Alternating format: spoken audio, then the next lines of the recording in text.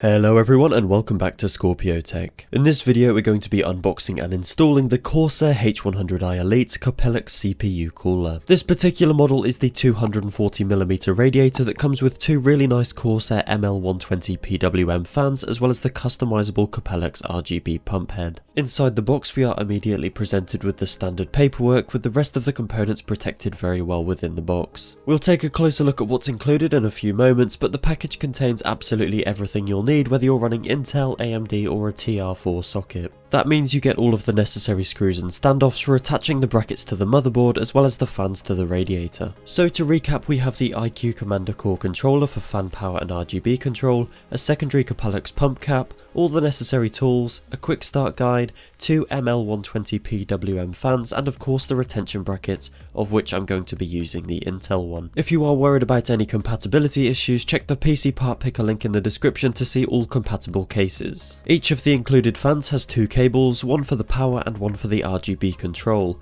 both of which can be plugged directly into the Commander Core or the Commander Pro if you already have one of those. Taking a closer look at the radiator and pump, I have to say I absolutely love the design. The white is going to work really nicely with my Corsair Crystal 570X white case, and I was really excited to get it installed and replace my old black NZXT rad. The pump head does come with pre-applied thermal paste, which for testing purposes I did use, but as most people do, I eventually changed it out for some Arctic MX4 thermal paste. The pump head has two cables, one of which goes directly into your motherboard's CPU fan header, and the other that connects directly into the Commander Core controller, as you can see here. And of course, as this is soft tubing, you have a decent amount of flexibility in regards to its placement. So it was finally time to remove the old cooler. On this case, it was thankfully very easy. I simply had to remove the glass panels, unscrew the standoffs, remove the screws holding the rad to the top of the case, unplug the cables, and of course clean up the remaining thermal paste. With that out the way, it was time to install the H100i Elite Capellix cooler. I started off by mounting the included Intel bracket onto the rear of the motherboard, then carefully adding and tightening the standoff screws onto the front, ready to mount the cooler. Next up, to make life easier, I got the fans installed onto the radiator as outtakes, which I know isn't optimal, but it's worked well in this case for years, so I'm not going to change that right now. I then routed the cables to the back and mounted the radiator into the top of the case. As I mentioned earlier, for testing purposes I'm using pre-applied thermal paste, so it was simply a case of firmly and evenly mounting the pump head onto the CPU. A quick tip for getting an even spread is to screw in opposite corners little by little to ensure you get a nice even covering of thermal paste and contact on the processor. With all the cables connected and tidied away, it was time to turn on the PC and check everything was working as expected, and of course, the peel.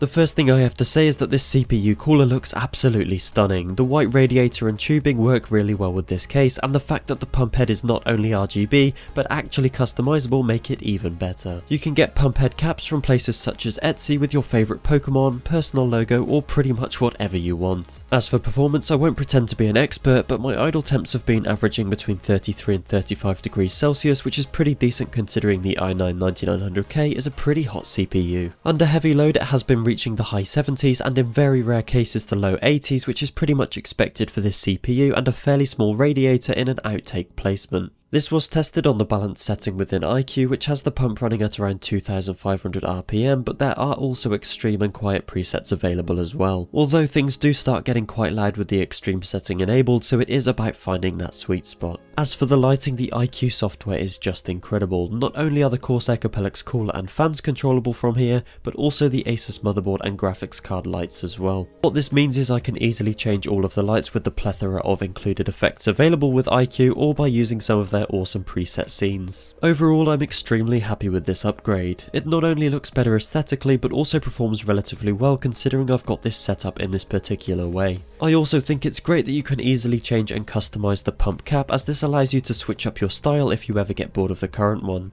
The software, especially iCUE version 4, makes Corsair products a pleasure to use thanks to its consolidation of various products. So if you're after a CPU cooler for your PC build, I'd have absolutely no problems in suggesting the Corsair H100i Capellix Elite Liquid CPU cooler. Thank you all so much for watching this video. If you did enjoy it, please consider subscribing to the channel. I'd also like to invite you all to join the Scorpio Tech Discord server, which is now over 1,000 members strong, to talk about all things tech, setups, games and more. The link is down in the description. Thanks again, and I'll see you all in the next video. Goodbye.